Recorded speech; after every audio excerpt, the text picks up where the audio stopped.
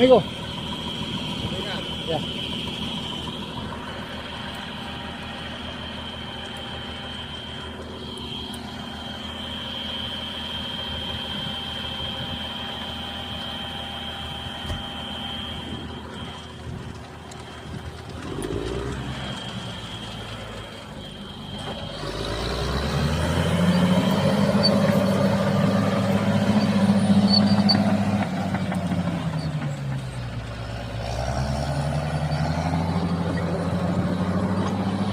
So yung nangyari sa bulldozer na yan ay hindi na-function yung kanyang reverse.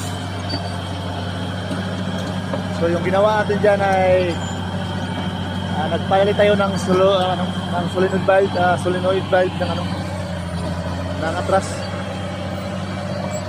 So ngayon patesting muna natin sa operator hanggang mga 30 minutes bago natin siya iwan. So yung problema ng solenoid valve ng ng transmission ng ng reverse natin sa control valve niya ay hindi siya nag-function. Okay naman yung harness niya. Yung problema lang yung talaga yung solenoid.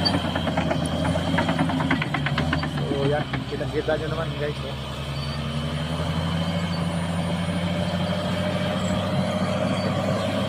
So mag-isa lang tayo nagtrabaho ngayon sa araw na to kasi maraming mekaniko yung nag-leave, yung iba nagbakasyon. So isa lang tayo tumitira na yun. Yung iba na doon sa workshop, tayo sa field tayo na-assign ngayon.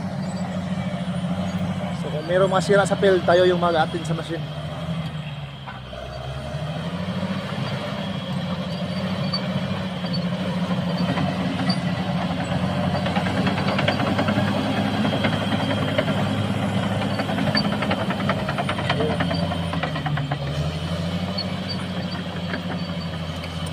So kanina, meron naman yung atras niya pero matagal. Nag-stuck siya ng matagal bago siya atras. Kasi nga yung solenoid niya ay nagmamalfunction na. So ngayon, pag reverse niya ngayon, so mabilis na yung pick up niya. Kanina, delay yung galaw niya sa atras. So yan, pwede natin iiwan yan. Medyo okay na yan, 100% na yan.